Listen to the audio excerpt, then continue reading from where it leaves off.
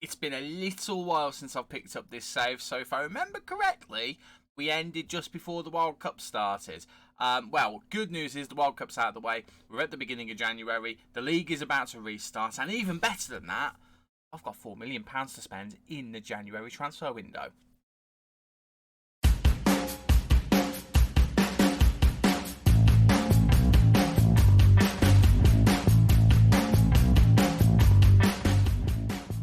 Hey guys, welcome to Season 2, Episode 4 of Let's Go Parma. I'm Stu Bear. Thank you so much for joining me in today's episode where we are going to be getting back underway in the Serie A season after the World Cup. We're going to be playing against Empoli and I think Atalanta, as well as looking at some transfer business. If that sounds like a good plan to you, please leave a like on the video and consider subscribing to the channel as well for more Football Manager awesomeness. Since you were last with me, well, there's been a bit of football, but for the most part, it's just been one big, long gap. We have played 2 games. I can't remember when we actually last saw you. I think it was the Juventus game, where we inexplicably won 2-0. If it was that game, then since then, we drew against Fiorentina 1-1, and then we did beat Bologna 2-0. Esposito with a couple of goals. Enriquez starting to come into his own as well, which is nice to see. Which does mean we're currently 5th in the table after 15 games. That is nuts. That is absolutely insane. We're already on 30 points, already most of the way there.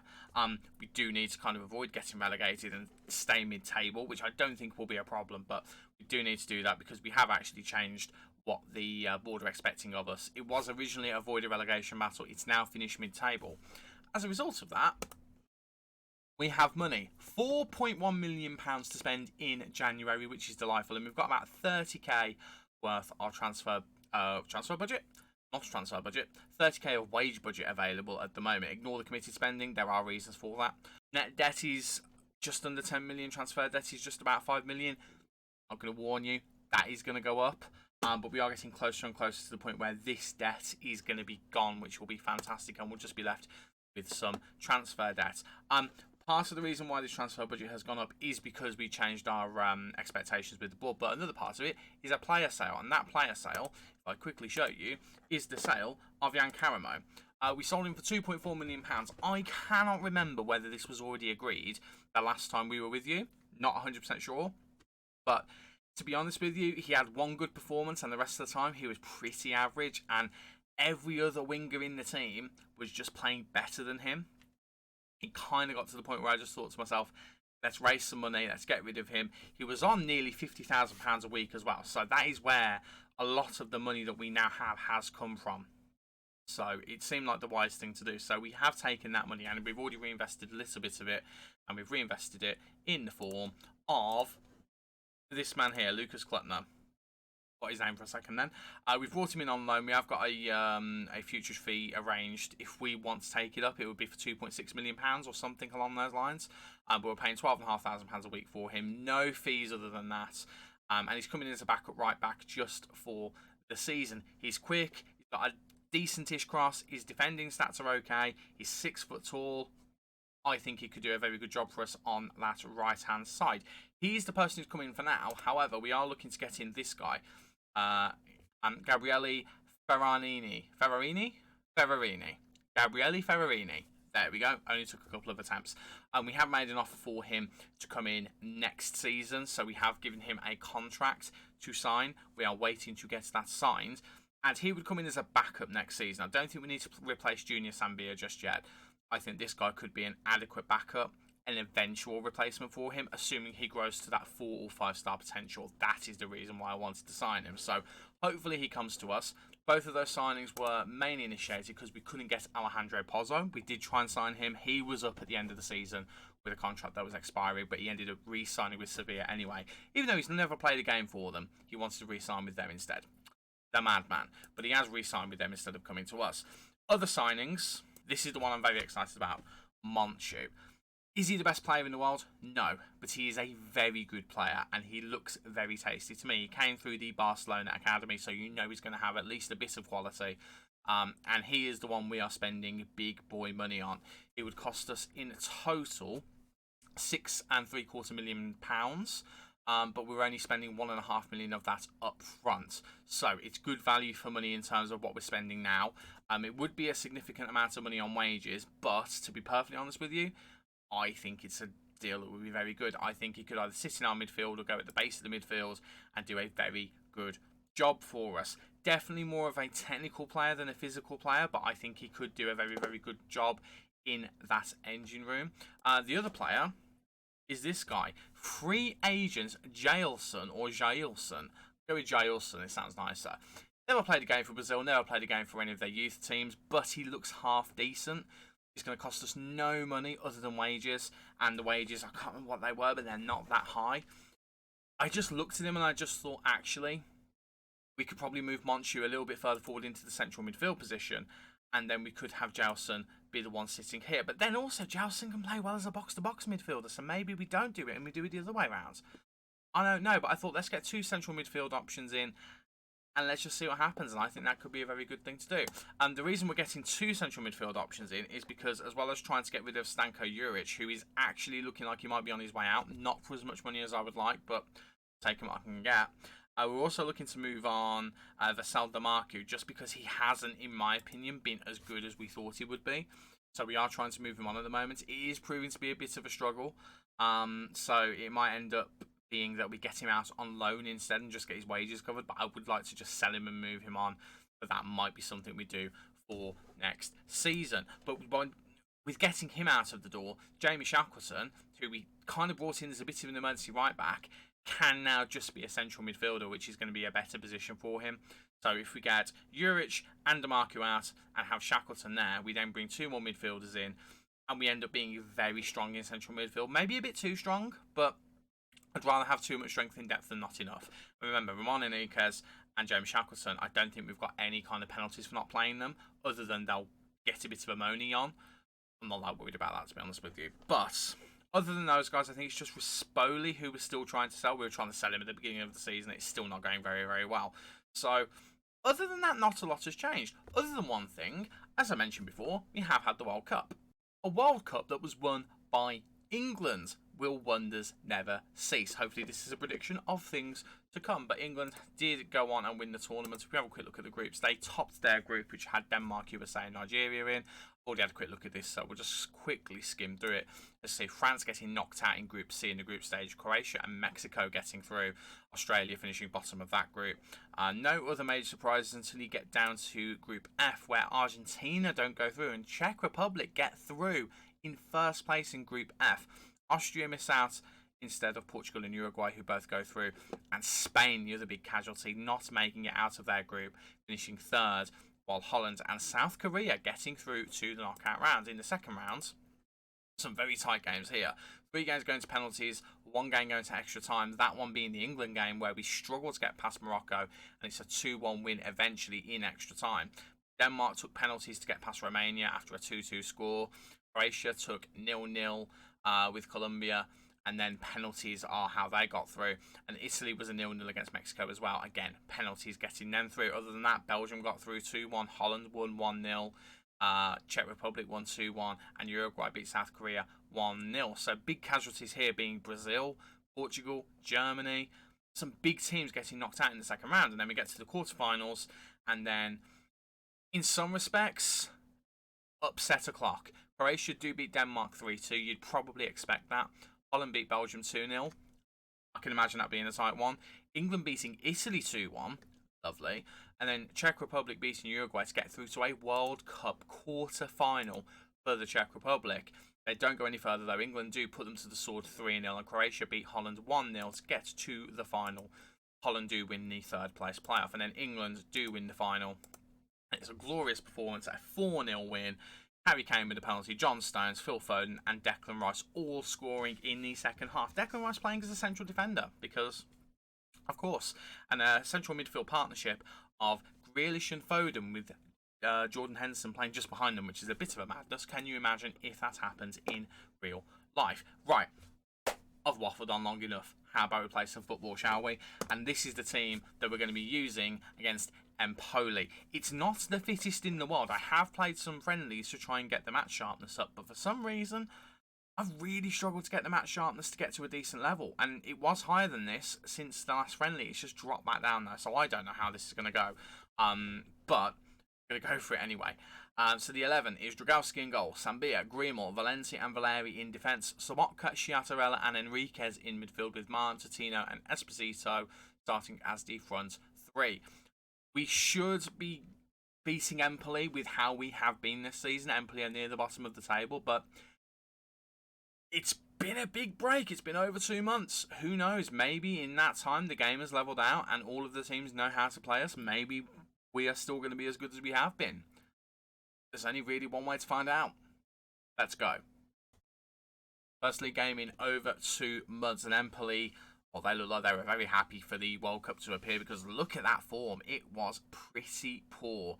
Whereas for us, we were winning all of the football except for one draw in there. But yeah, it's going to be very interesting to see how we do here. As you can see, 19th place Empoli versus 5th place Parma. It's going to be a very interesting game, that's for sure. Sorry, just had to do a very, very quick adjustment to the match settings. Put the match speed up really quickly while I was playing through a couple of the friendlies. I don't normally play my own friendlies. That's a problem.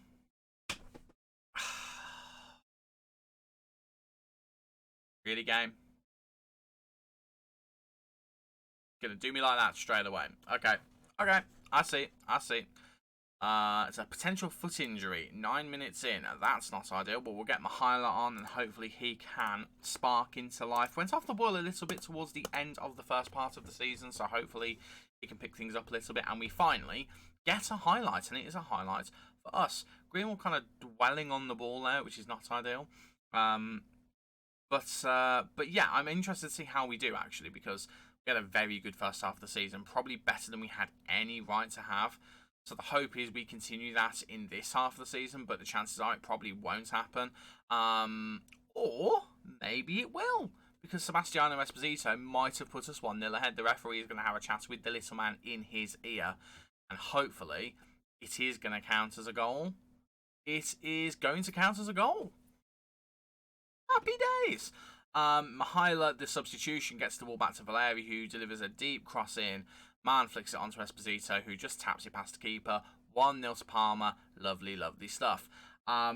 It's a bit of a frustration that Totino's picked up that knock, but if Mihaila can actually start putting in some good performances, it won't be the end of the world. It will be frustrating, but we can get by without it.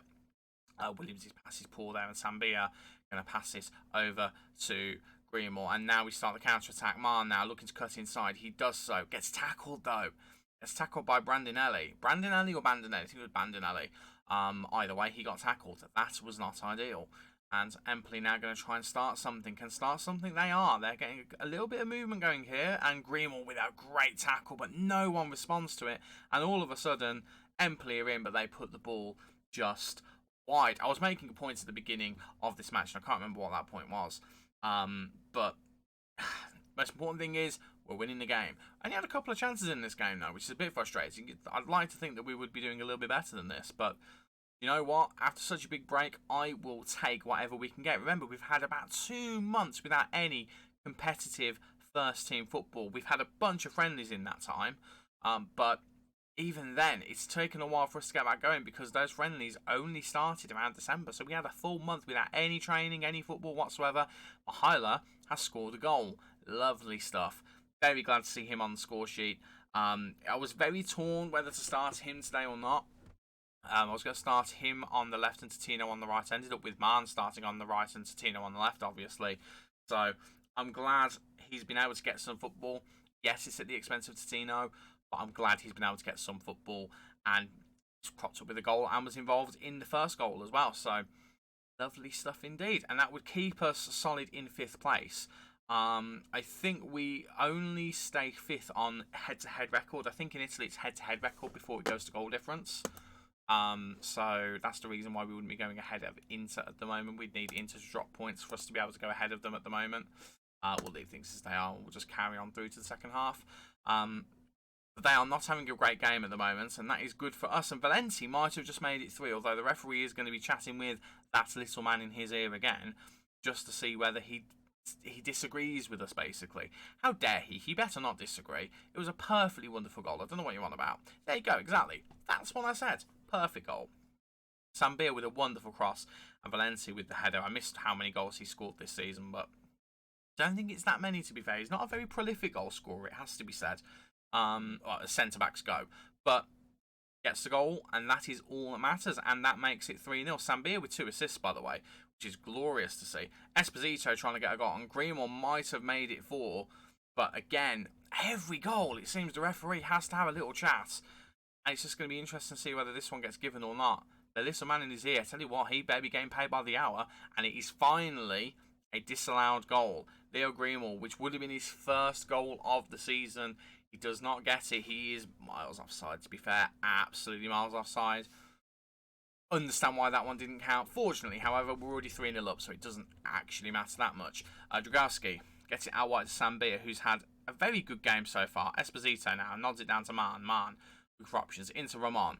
Ramon gets it to Esposito, and Esposito can't quite get it past the goalkeeper, and it is going to be another corner and probably another tight offside decision, because we love a tight offside decision in this team apparently. Esposito running from deep, can't get there. Man now just looking to drive it in, but wins another corner in the process. I'm having a lot of fun in this game. I did not know whether we might struggle in this game because of the break and because of how not unfit our players are, but how much sharpness they were lacking. But it looks like it hasn't affected them at all, which is great to see. Empoli trying to get something going here, which I would much rather they didn't, but there we go. They're going to try anyway. Tonelli at the back gets it to Luperto, into Bandinelli. It was Bandinelli, wasn't it? And they're just passing it around very nicely here, and they've breached our defence, and it's probably going to be a goal, and they put it wide. This is why they are second from bottom. They cannot convert the few chances that they have had, and it is really costing them. Right, Valeri with a throw to Ramon. Floats the cross in here, man. Knocking it back to Sambia, into Sciartarella, who has signed a new contract. He will be here next season, our captain. It's whipped in again. Man's there, Mihail's there. Mihail might have a second, and yet again, the referee is having to check it.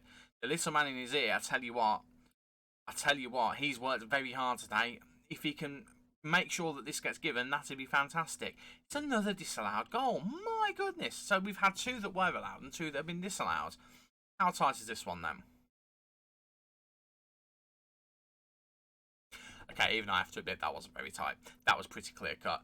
Doesn't matter. Stays 3-0. We have been absolutely dominant today, even with the goals that have not been given. Right, let's have a look. We have got 2 substitutions left. Leo Greenwell's actually on the worst rating of the entire team, so I think we'll take him off and we'll bring on one of the other 2. Let's bring on Osorio, give him some football, and then we'll save the last substitution for the last 10 minutes. So we'll give it 10 minutes and then we'll bring someone else on in the final section. That's Henderson, is that? That's Liam Henderson. Who's Liam Henderson when he's at home? Well, the more you know. Had no idea. I was so distracted by Liam Henderson, I missed my substitution window. I think we're going to go with fitness over form here because we are winning. So we don't necessarily need to be doing anything crazy. But what I am going to do is bring Lucas Klutner on for his debut. And he's going to be coming on the right side of defence. And we'll give him a little pat on the head just to say, go and do a good job. I think he could be a really good signing for us. And honestly, I'm kind of wondering whether we need to sign the young Italian kid or whether we just hold on to him and maybe make that transfer permanent in the summer, because he looks like he could be very good if he gets going for us. But then I don't want somebody who's going to come in and knock Sambia out, because you saw in that game, Sambia, with a couple of cheeky assists, looks very, very good indeed. And just to confirm, still 5th, but we have opened a 4-point gap between ourselves and Roma, but Roma do have a game in hand that is worth bearing in mind. I need to sort training out there. That's a fair point. Right. As I said before, let's have a quick look at this actually. 4 weeks. That'll do. I'm not too worried about that. And we've got nothing exciting here in terms of transfers. So, as I mentioned before, we're going to go away and come back for the game against Atalanta at home. We'll play the game against Brescia. And I'll let you know if there's any other transfer business while we're getting on with that game against Brescia. See you in a moment. Well, dear viewer, that game was ever so slightly disappointing. A 2-2 draw against Brescia, a team I thought we would actually have a good chance of beating. But we actually did well to get a draw in the end. Stefano Moreo with 2 goals in 54 minutes. Looked like it was going to put us to the sword, but then Sciartarella and Man both getting goals in the second half get us a point. It was Friday the 13th. I'm going to blame it on that. In terms of transfers, we have made a couple of signings. One of them is this man, Monchu. He is in at the club. He does look very good. He has got 4-star potential, and his value has gone up to 15.5 million at its maximum. I think we've done a good bit of business to get him for under 7 million. I think that is pretty fantastic. He played as a deep line playmaker in the centre of midfield in this game. For this game, I think we're going to be playing him in that position as the holding midfielder, as a playmaker as well. I think he'll do a decent enough job there. We have made one other transfer. Unfortunately, the transfer of, was it Jailson? The defensive midfielder who was Brazilian, who'd never played for Brazil. We ended up pulling the plug because we actually can't have any more non-EU players at the club unless we sell someone. There's no one I want to sell in that description, so we ended up pulling the plug on that one. So instead of signing another central defensive midfielder, I did the next best thing. Signed a striker. Admittedly, for next season, we have signed Lorenzo Luca. He is going to be coming to the club. Oh, God, why have I signed him? The reason I've signed him is because he's got 10 goals in 18 Serie B appearances so far this season. I've signed him because he's 6'7". He's not an absolute brick wall with no pace whatsoever. He's got good strength. He's got good heading. He's got good determination. His flair's not bad. His off the ball's not bad. His teamwork and work rate are okay. The man looks like he is an incredible striker. I've heard a lot of things about him. I've heard other people use him, and to be honest with you, I kind of wanted to see what the hype was about. So we have signed him for next season. So he won't be joining us now. 1st of July 2023, he will be at the club, and I'm very excited to see what happens. It does mean we'll have both him and Esposito, because remember, Esposito's on loan for next season as well. So we'll have to make a decision there. Do we go with a 2-striker system, or do we go with rotating between the two? Either way, I think to get him is an absolutely fantastic thing. I can't actually remember how much money we paid for him overall, but it's a pretty decent chunk of money. We can't see it on here either.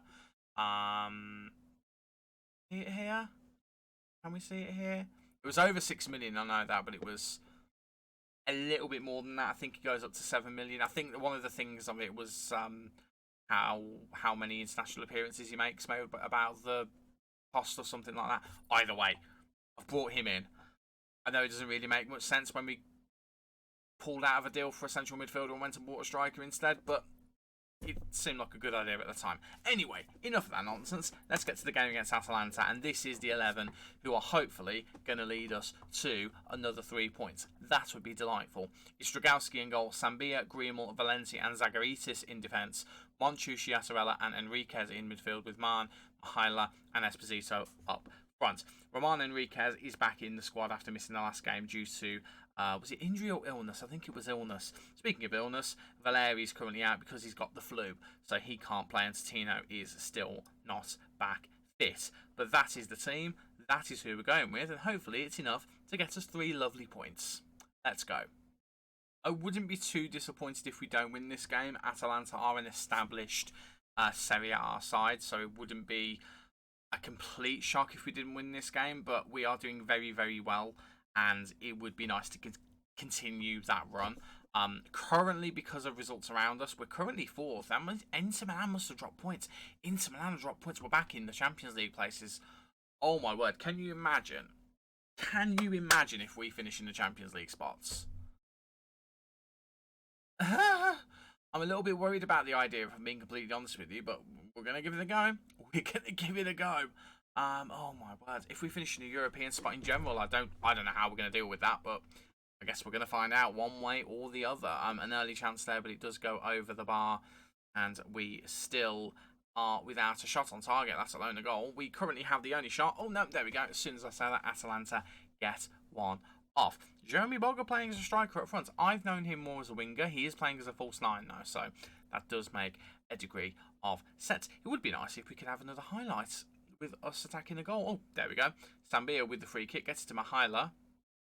Passing around a little bit here. Monchu now to Mihaila. Go back to Monchu. He's got Monchu there if he needs him. No, goes forward to Man. Getting progressively further forward. Doesn't quite get it through into the box though. Monchu now on the ball again. One of his traits is he doesn't like to run with the ball, so I don't really want to put him in the position of being a a box-to-box midfielder or a Mazzala or something that you would expect to be a ball carrier. He is someone who gets the ball and distributes it. So I'm pretty adamant that we need to make sure that he remains a playmaker in whatever position he plays in. I feel like that's where we're going to get the best out of him. Speaking of the best out of players, Esposito was probably not the best player to try and get on the end of that header, and it's ended up possibly costing us here because Ilic is I say Ilic, it's not Ilic, is it? It's Ilicic. Go with that. Either way, he's just scored against us. That's a bit depressing. It's a counter-attack from that corner. It's down to Esposito not winning the header. I mean, Esposito's not a small lad either, so it's a bit disappointing he couldn't get it. But Ilicic absolutely makes us pay for it. Dragowski, who's been fantastic for us all season, kind of a bit flat-footed there, can't make a dive. A bit unsure of what to do there, and we do go in with the majority of the game in our favour, 1-0 down, and that is a bit frustrating. We need to try and turn this around. Attacking it is, and let's hope we can get an early response here. Ramon now trying to be played through by Zagaritis. Remember, Zagaritis not fully fit because he is not our first choice left back, but our first choice left back currently out with the flu, so there's not a lot we can do about that. Mihailo tries to get on there, but Ramon with the shot from range, an absolute chance out of nothing, but he can't quite convert it, and it does remain 1-0 to Atalanta. We are getting more into the game. We're still having chances, but we need to start converting them more. And I am going to demand more from the players because our conversion of our shots is pretty poor at the moment. I'm actually starting to think we might go 2 up top. In fact, that's exactly what we're going to do. And we're going to do it a little bit earlier than we normally would. I don't know about the best move, but it feels like a move. And we're certainly going to give it a go. We've had more chances in this game. We just need to start converting those chances a little bit. And that is not what we're currently doing, which is incredibly frustrating. We do have a corner though. Chartarella whips it in, looking for Valenti. Valenti's there and he heads over. And our play from open play has been pretty woeful so far. We're kind of out of options. We've gone 3 up top. 2 up top. We were hoping that was going to be enough. It's not been. Been undone by a really sloppy counter-attacking goal.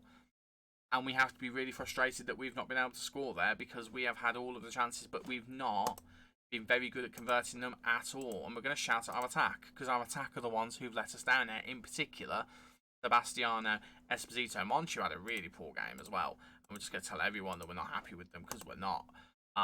But do you know what? We're probably due a performance like that because we're still 4th. And that is kind of insane to me. Right, when will we be back? Well, we're definitely not going to be back in the month of January. We're going to get through the rest of this month. We're going to do deadline day off camera, see if we can get any cheeky little loans in just for the end of the season, just see if we can bolster the squad a little bit. Again, a defensive midfielder, a proper one would be lovely.